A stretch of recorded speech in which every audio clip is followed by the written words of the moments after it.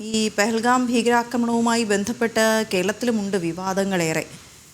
പ്രതിപക്ഷ നേതാവ് സ്വീകരിച്ച നിലപാടിൽ കോൺഗ്രസ് നേതാക്കൾക്കിടയിൽ തന്നെ ഭിന്നാഭിപ്രായമാണ്. തിരഞ്ഞെടുപ്പ് വരാനിരിക്കെ ഭൂരിപക്ഷ സമുദായങ്ങൾക്കിടയിൽ പ്രസ്താവന അവമതിപ്പുണ്ടാക്കി എന്നാണ് നേതാക്കളുടെ അഭിപ്രായം. പ്രതിപക്ഷ നേതാവ് വി ഡി സതീശന്റെ പ്രസ്താവനയ്ക്കെതിരെ വലിയ പ്രതിഷേധം ഹൈന്ദവ സംഘടനകളും രേഖപ്പെടുത്തിയിരുന്നു. അഖിൽ പാലോട്ട് മഠമാണ് വിവരങ്ങളുമായി ചേരുന്നത്. അഖിൽ, ഈ പ്രതിപക്ഷ നേതാവിൻ്റെ ആദ്യ ദിവസത്തെ ഒരു പ്രതികരണം വന്നപ്പോൾ തന്നെ വലിയ തോതിലുള്ള വിവാദം ആ പ്രസ്താവനയുമായി ബന്ധപ്പെട്ട് ഉണ്ടായിരുന്നു. പക്ഷേ ആദ്യ ദിവസങ്ങളിൽ ഇതിനോട് മൗനം പാലിച്ച കോൺഗ്രസ് നേതാക്കളാകട്ടെ പിന്നീട് കൃത്യമായി ഭിന്നാഭിപ്രായം രേഖപ്പെടുത്തുന്ന ഒരു സാഹചര്യമാണ് നമ്മൾ കണ്ടിരുന്നത്. ഇപ്പോൾ എന്തൊക്കെയാണ് ഇതുമായി ബന്ധപ്പെട്ട് പുതിയ വിവരങ്ങൾ?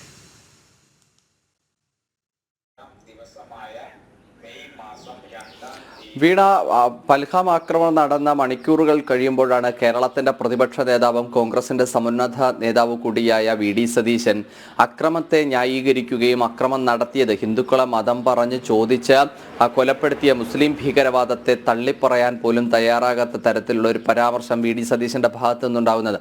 ആ നിമിഷം മുതൽ തന്നെ ഹൈന്ദവ സംഘടനകൾ വലിയ പ്രതിഷേധവുമായി രംഗത്തെത്തുന്ന ഒരു സാഹചര്യം ഉണ്ടായിരുന്നു. K P Sasheela teacher, Hindu ഐക്യവേദിയുടെ സംസ്ഥാന മുഖ്യ രക്ഷാധികാരിയായിട്ടുള്ള കെ പി ശശീല ടീച്ചർ അടക്കം ഇതിനെതിരെ പ്രതിഷേധിച്ച് രംഗത്ത് വരുന്ന ഒരു സാഹചര്യം ഉണ്ടായിരുന്നു. പിന്നാലെയാണ് കോൺഗ്രസ് നേതാക്കളിൽ ചിലരൊക്കെ തന്നെ ഇത് ഔചിത്യപൂർണമായിട്ടുള്ള ഒരു പ്രസ്താവനയല്ല വി ഡി സതീശൻ നടത്തിയതെന്ന ഒരു പ്രതികരണവുമായി രംഗത്തേക്ക് എത്തുന്നത്. അതിൽ ആദ്യം പ്രതികരണം നടത്തിയത് മുതിർന്ന നേതാവായിട്ടുള്ള കെ മുരളീധരനാണ്.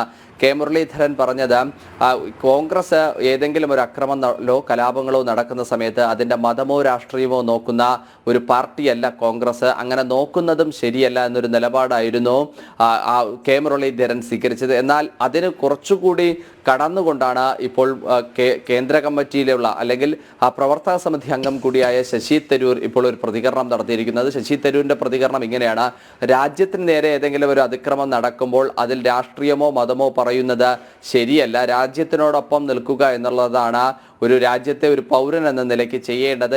ഞാൻ ആ തരത്തിലാണ് കാര്യങ്ങളെ നോക്കിക്കാണുന്നത് എന്നുകൂടി പറഞ്ഞു വെക്കുകയാണ്. അങ്ങനെ പൂർണ്ണമായും പ്രതിപക്ഷ നേതാവിന്റെ നിലപാടിനെ കോൺഗ്രസിലെ മുതിർന്ന നേതാക്കളെല്ലാം തന്നെ തള്ളിക്കളയുന്നു എന്ന് നമുക്ക് വിലയിരുത്തേണ്ടി വരും. അതിൽ പ്രധാനമായും നേതാക്കൾക്കിടയിൽ ഇത്തരത്തിലൊരു ഭിന്നാഭിപ്രായം ഉണ്ടാകാനുള്ള ഒരു കാരണം തെരഞ്ഞെടുപ്പ് വരാനിരിക്കുന്നു. ആ തെരഞ്ഞെടുപ്പ് മുന്നിൽ കണ്ട്, അതായത് കേരളത്തിലെ വോട്ട് സമവാക്യങ്ങളിൽ അനുസരിച്ച് കേരളത്തിലെ ബഹുഭൂരിപക്ഷം വരുന്ന ഭൂരിപക്ഷ സമുദായത്തെ അവഹേളിച്ചുകൊണ്ട് മുന്നോട്ട് പോയാൽ വീണ്ടും ഒരു പ്രതിപക്ഷ സ്ഥാനത്തേക്ക് ഇരിക്കേണ്ടി വരുമെന്ന ഒരു അഭിപ്രായമാണ് ചില കോൺഗ്രസ് നേതാക്കൾ കൂടി നടത്തുന്നത്.